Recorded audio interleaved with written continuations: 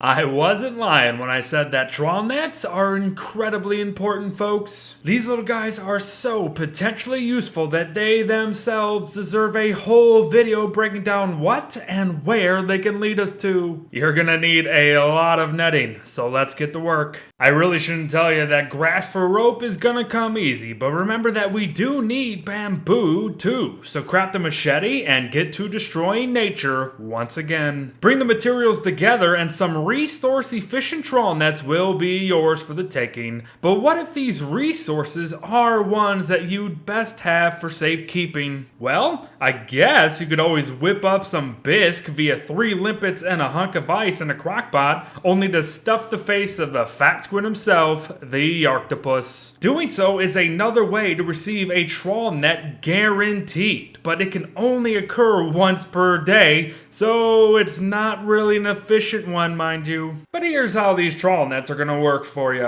Attach a net to your vessel of choice, and every now and then you'll catch something within them. As long as you're traveling in a direction, that is. You'll notice that you'll be experiencing a movement penalty, and that is 2.8% per item snagged, and you can only hold up to 9 items, all of which will not stack, unfortunately, even if they would normally within your inventory. However, you are not just catching things beneath the surface. You can pick up items that are just floating on the water, too. Some important notes to take: do not net mussel spawns, as you'll just simply take away the spawn itself and inefficiently net but a single muzzle each time. However, you can also catch jellyfish and lobsters too, if you can even manage to catch the suckers, that is. I really wouldn't waste it on jellyfish or lobsters at the end of the day, though. Do keep in mind, though, that you can only obtain seaweed stalks via trawl nets, and this allows the player to replant seaweed spawns wherever they please within the shallow waters, which can make a world of difference, weed growers. Netting also leads to the collection of bioluminescence during the dusk and night hours, and that itself leads to either refueling boat lanterns, lanterns themselves, or miner hats, or it can be used in the construction of a nautical structure, buoys. And I bet you didn't know about this one. The structure not only emits a permanent light, albeit small but still good for sea basing, but acts like a map marker as well, and that is always welcome. By the by, foundationally, once you collect 9 items, the net will detach, and thus it is unfortunately unrecoverable and therefore non-renewable. But you can just open her up and there is your catch of the day, but more on the potential there very soon. But for now, note that trawl nets sink after 90 seconds and the items will be released. And if you're in the deep ocean, your items can and will sink too and will be lost forever if you do not pick them up within a couple days. But certain items sunk elsewhere are recoverable though, only via additional trawl netting and only by going over these newly formed and incredibly difficult to see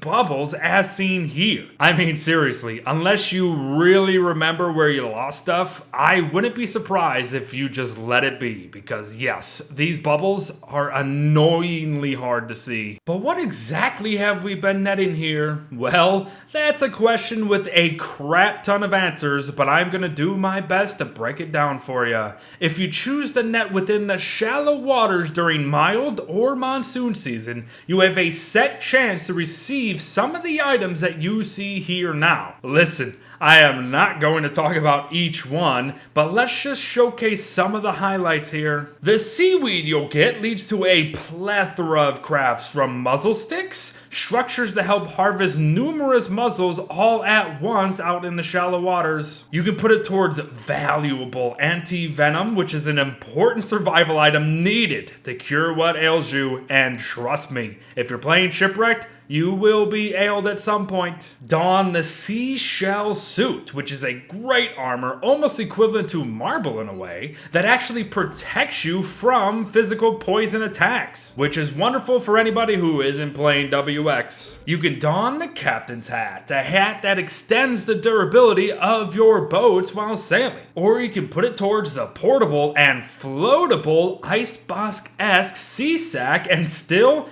even more is available for you folks. Yup, all of that and more from a 19.1% chance of potentially netting seaweed in the shallow waters. And you've also relocated all that seaweed too, haven't ya? So even better. But hurricane season has come around and we see a slight shift, and suddenly we are frequently getting coral and empty bottles, but also new things like doubloons and the Shipwrecked exclusive trinkets that litter the ocean. The trinkets themselves can be traded for more gold or doubloons, but these potential empty bottles lead to previously showcased boat lanterns, the sea trap, which requires 2 of them and is used to trap lobsters for personal use or delicious consumption. If you're really into them, I guess you could make some spyglasses of the normal variety, but maybe you would choose to go for the elusive Lifejacket at the cost of 3 of these empty bottles. And for your information, the Lifejacket is a neat little thing as it saves you from dying a horrible and wet death at the sea, but 3 bottles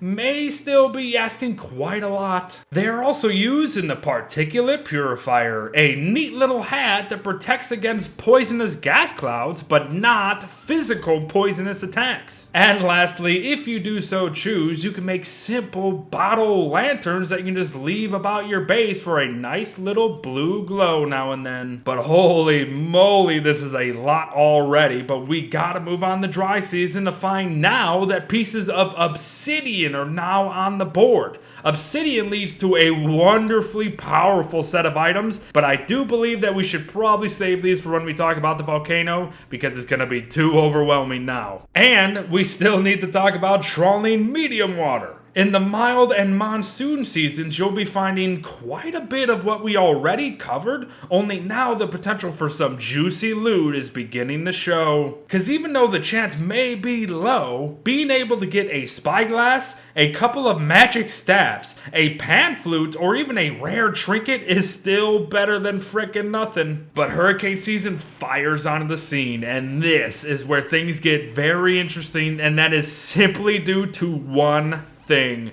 The Trident is now on the board. The Trident is a Shipwrecked exclusive melee weapon that deals 34 damage and has 150 uses, nearly the equivalent of a spear. So, doesn't sound that great. What's the big deal? Well, the deal is that the Trident's potential lies on the high seas, as it deals 102 damage per hit while on a boat. It is by far the best weapon to use while fighting on the ocean, so pray you get lucky upon checking your nets. But as for trawling medium waters during dry season, there really isn't much to note apart from the slightly increased chance of getting a fire staff and the introduction of obsidian, but still, the shallows are better if you want the hard and hot stuff. Finally, on to the deep waters of the mild and monsoon seasons. A lot of what we've seen already is available still, but we now have a nearly 2% chance to come away with rare gems. Well,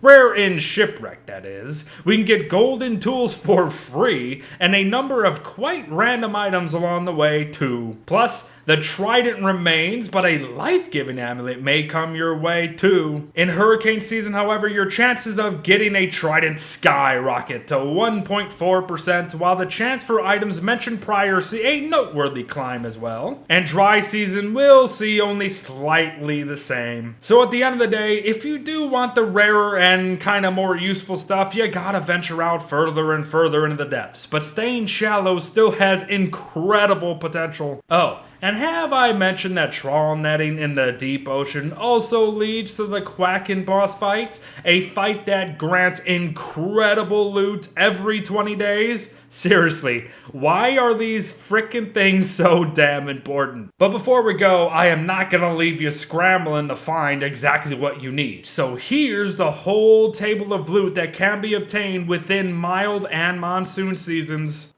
Now here's what to expect during the hurricane season. And finally, what you can get in the dry season. But there you have it, everyone. A guide on trawl netting and don't starve shipwrecked, and how something so incredibly simple can lead to an incredible array of amazing things. To be completely honest, I can't necessarily commend the overall effectiveness of it, but trawl netting is certainly a mechanic to explore and even potentially rely on. Thanks for watching, folks. Well wishes to all, and I'll see you in the next one. Bye-bye.